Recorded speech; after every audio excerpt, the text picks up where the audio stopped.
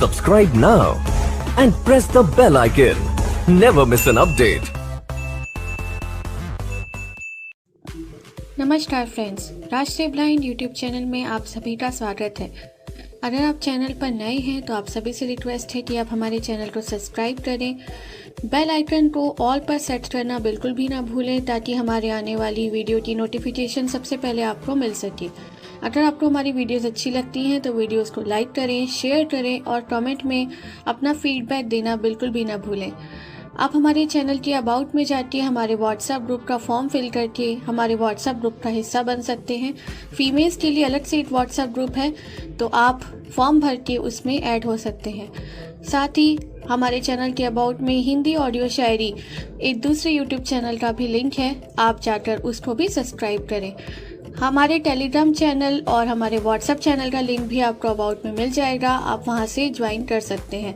इसके साथ ही अगर आप अपनी वीडियोस के लिए कोई म्यूज़िक चाहते हैं तो हमारे टेलीग्राम चैनल का लिंक अबाउट में दिया हुआ है,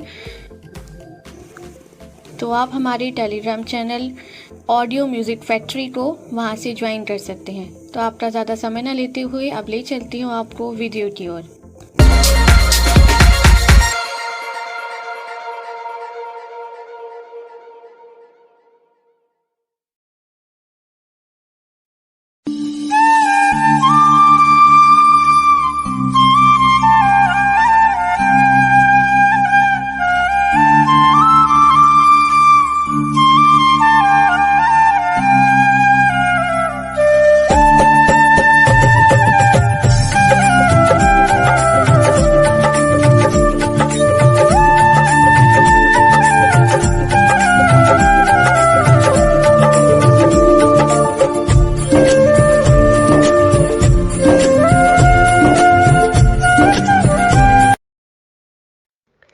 ऋषि विश्वामित्र ने बताया, हे राम, जनक मिथिलापुरी के राजाओं की उपाधि है जो चिरकाल से चली आ रही है।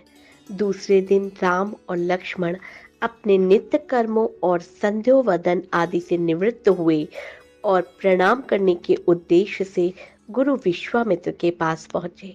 वहां उपस्थित आश्रमवासी तपस्वियों से राम और लक्ष्मण को ज्ञात हुआ कि मिथिला में राजा जनक ने धनुष यज्ञ का आयोजन किया है। उस धनुष यज्ञ में देश देशांतर के राजा लोग भाग लेने के लिए आ रहे हैं। रामचंद्र ने गुरु विश्वामित्र से पूछा, गुरुदेव, इस धनुष की क्या विशेषता है और इस यज्ञ का आयोजन का उद्देश्य क्या है? ऋषि विश्वामित्र ने बताया, हे राम, जनक मिथिलापुरी के राजाओं की उपाधि है जो चिरकाल से चली आ रही है। प्राचीन काल में किसी समय देवरात नामक पूर्व पुरुष ने बड़ी निष्ठा और श्रद्धा के साथ यज्ञ किया था, जिसमें उसने देवताओं को भी आमंत्रित किया था। देवताओं ने देवरात के इस यज्ञ से प्रसन्न होकर उसे पिनाक नामक धनुष प्रदान किया था।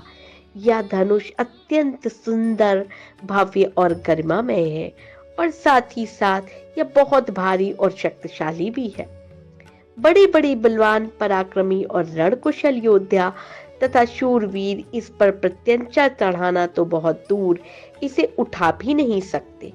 अपनी एकमात्र रूपवती एवं लावण्यमयी कन्या सीता के स्वयंवर के लिए मिथिला नरेश ने प्रतिज्ञा की है कि जो भी पराक्रमी वीर, राजकुमार या राजा इस धनुष पर प्रत्यंचा चढ़ा देगा, उसके साथ वे अपनी कन्या का विवाह कर देंगे। अनेक देशों के राजा एवं राजकुमार भारी संख्या में इस यज्ञ में भाग लेने के लिए मिथिलापुरी पहुंच रहे हैं। हम लोगों की भी इच्छा इस यज्ञ को देखने की है, अतः तुम भी हमारे साथ मिथिलापुरी चलो। उसे देखकर तुम लोगों को भी प्रसन्नता होगी। महर्षि का आदेश सुनकर राम और लक्ष्मण ने भी विश्वामित्र तथा अन्य ऋषि मुनियों के साथ मिथिलापुरी की ओर प्रस्थान किया। मार्ग में अनेक प्रकार के दृश्यों का अवलोकन करते हुए वे आध्यात्मिक चर्चा भी करते जाते। इस प्रकार वे शोर नदी के तट पर पहुंचे। विश्वामित्र सहित सभी ऋषि मुनियों और राजकुमारों ने सरिता के शीतल जल में स्नान किया। इसके पश्चात संध्या, उपासना आदि से निवृत्त होकर धार्मिक कथाओं की चर्चा में व्यस्त हो गए। रात्रि अधिक हो जाने पर गुरु की आज्ञा से सभी ने वहीं रात्रि व्यतीत की। प्रातः नित्य कर्मों तथा संध्या वेदनादि आदि से निवृत्त होकर वो मंडली आगे की ओर बढ़ी। वे परम पावन गंगा नदी के तट पर पहुंचे। उस समय मध्याह्न होने के कारण भगवान बसकर आकाश के मध्य में पहुंच चुके थे और गंगा का दृश्य अत्यंत मनोरम दिखाई दे रहा था। अटखेलियां करती हुई लहरों में सूर्य के अनेक प्रतिबिंब दिखाई दे रहे थे। जल में कौतुकमयी मछलियां क्रीड़ा कर रही थीं और नभ में सारस, हंस जैसे पक्षी अपनी मीठी बोली में बोल रहे थे। दूर दूर तक सुनहरे रेत के कण बिखरे पड़े हुए थे और तटवर्ती वृक्षों की अनुपम शोभा दृष्टिगत हो रही थी। राम इस दृश्य को अपलक दृष्टि से देख रहे थे। उन्हें देखकर विश्वामित्र ने पूछा, वत्स, इतना भाव विभोर होकर तुम क्या देख रहे हो? राम ने कहा, गुरुदेव, मैं सुरसर की इस अद्भुत छटा को देख रहा हूँ। इस पवन पावन सल्ला के दर्शन मात्र से मेरे हृदय को अपूर्व शांति मिल रही है। भगवान, मैं आपके श्रीमुख से सुनना चाहता हूँ कि इस कलुषहारिणी प्रवृत्त गंगा की उत्पत्ति कैसे हुई? राम का प्रश्न सुनकर ऋषि विश्वामित्र बोले, हे राम, अनेक प्रकार के कष्टों और तापों का निवारण करने वाली गंगा की कथा अत्यंत मनोरंजक और रोचक है। मैं तुम सभी को ये कथा सुनाता हूँ। ऋषि विश्वामित्र ने कथा सुनाना प्रारंभ किया। पर्वतराज हिमालय की अत्यंत रूपवती, लावण्यमयी और सर्वसुर गुण संपन्न 2 कन्याएं थीं। इन कन्याओं की माता सुमेरु पर्वत की पुत्री मैना थी। बड़ी कन्या का नाम गंगा और छोटी कन्या का नाम उमा था। गंगा अत्यंत प्रभावशाली और असाधारण देवी गुणों से संपन्न थी। वह किसी बंधन को स्वीकार न कर मनमाने मार्गों का अनुसरण करती थी। उसकी इस असाधारण प्रतिभा से प्रभावित होकर देवता लोग विश्व के कल्याण की दृष्टि से उसे हिमालय से मांग कर ले गए। पर्वतराज की दूसरी कन्या उमा बड़ी तपस्विनी थी। उसने कठोर एवं असाधारण तपस्या करके शिव जी को वर के रूप में प्राप्त किया। विश्वामित्र के इतना कहने पर राम ने कहा, हे भगवान, जब गंगा को लोग देवता लोग सुरलोक ले गए तो वो पृथ्वी पर कैसे अवतरित हुई और गंगा को त्रिपथगा क्यों कहा जाता है? राम के इस प्रश्न का उत्तर देते हुए ऋषि विश्वामित्र ने कहा, सुरलोक में विचरण करती हुई गंगा से उमा की भेंट हुई। गंगा ने उमा से कहा, मुझे सुरलोक में विचरण करते हुए बहुत दिन हो गए हैं। मेरी इच्छा है कि मैं अपनी मातृभूमि पृथ्वी पर विचरण करूं। उमा ने गंगा को आश्वासन दिया, वे उसके लिए कोई प्रबंध करने का प्रयत्न करेंगी। वत्स राम, तुम्हारी ही अयोध्यापुरी में सगर नाम के एक राजा थे। वे पुत्रहीन थे। सगर की पटरानी का नाम केशनी था, जो कि विदर्भ प्रांत के राजा की पुत्री थी। केशनी रूपवती, धर्मात्मा और सत्यपरायण थी। सगर की दूसरी पत्नी का नाम सुमति, जो राजा अरिष्टनेम की कन्या थी। महाराज सगर ने अपनी दोनों रानियों को लेकर हिमालय के भृंग प्रस्वन में प्रांत में गए और पुत्र प्राप्ति के लिए तपस्या करने लगे। उनकी तपस्या से महर्षि भृंग प्रसन्न हुए और उन्हें वर दिया, तुम्हें अनेक पुत्रों की प्राप्ति होगी। दोनों रानियों में से एक का केवल एक ही पुत्र होगा जो वंश को बढ़ाएगा और दूसरी के 60,000 पुत्र होंगे। कौन सी रानी कितने पुत्रों को चाहती है, इसका निर्णय वे स्वयं आपस में मिलकर कर लें।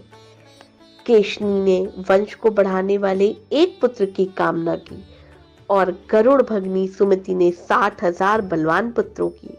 कुछ काल के पश्चात रानी केशनी ने अस्मज्य नामक पुत्र को जन्म दिया। रानी सुमति के गर्भ से एक तुंबा निकला, जिसे फोड़ने पर छोटे छोटे 60,000 पुत्र निकले। उन सब का पालन पोषण घी के घड़ों में रखकर किया गया। काल चक्र व्यतीत होता गया और सभी राजकुमार युवा हो गए। सगर का ज्येष्ठ पुत्र असमंज एक बड़ा दुराचारी था और उसे नगर के बालकों को सरयू नदी में फेंक कर उन्हें डूबते हुए देखने में बड़ा आनंद आता था। इस दुराचारी पुत्र से दुखी होकर सगर ने उसे अपने राज्य से निर्वासित कर दिया। असमंज के अंशुमान नामक एक पुत्र था। अंशुमान अत्यंत सदाचारी और पराक्रमी था। एक दिन राजा सगर के मन में अश्वमेध यज्ञ कराने का विचार आया। शीघ्र उन्होंने अपने इस विचार को कार्य रूप में परिणत कर दिया। राम ने ऋषि विश्वामित्र से कहा, गुरुदेव, मेरी रुचि अपने पूर्वज सगर की यश गाथा को विस्तार पूर्वक सुनने में है, अतः करके इस वृतांत को पूरा पूरा सुनाइए। राम के इस प्रकार जिज्ञासा व्यक्त करने पर ऋषि प्रसन्न होकर कहने लगे, राजा सगर ने हिमालय एवं विंध्याचल की बीच की हरितमा युक्त भूमि पर एक विशाल यज्ञ मंडप का निर्माण कराया। फिर अश्वमेध यज्ञ के लिए श्याम कर्ण घोड़ा छोड़कर उसकी रक्षा के लिए पराक्रमी अंशुमान को सेना के साथ पीछे भेज दिया। यज्ञ की संभावित सफलता के परिणाम की आशंका से भयभीत होकर इंद्र ने एक राक्षस का रूप धारण किया और उस घोड़े को चुरा लिया। घोड़े की चोरी की सूचना पाकर सगर ने अपने 60,000 पुत्रों को आज्ञा दी, घोड़ा चुराने वाले को पकड़कर या मारकर घोड़ा वापस लाओ। पूरी पृथ्वी में खोजने पर भी जब घोड़ा नहीं मिला तो इस आशंका से कि किसी ने घोड़े को तहखाने में न छुपा दिया हो, सगर के पुत्रों ने संपूर्ण पृथ्वी को खोजना प्रारंभ कर दिया। उनके इस कार्य से असंख्य भूमि तल निवासी प्राणी मारे गए। खोदते खोदते वे पाताल तक जा पहुंचे।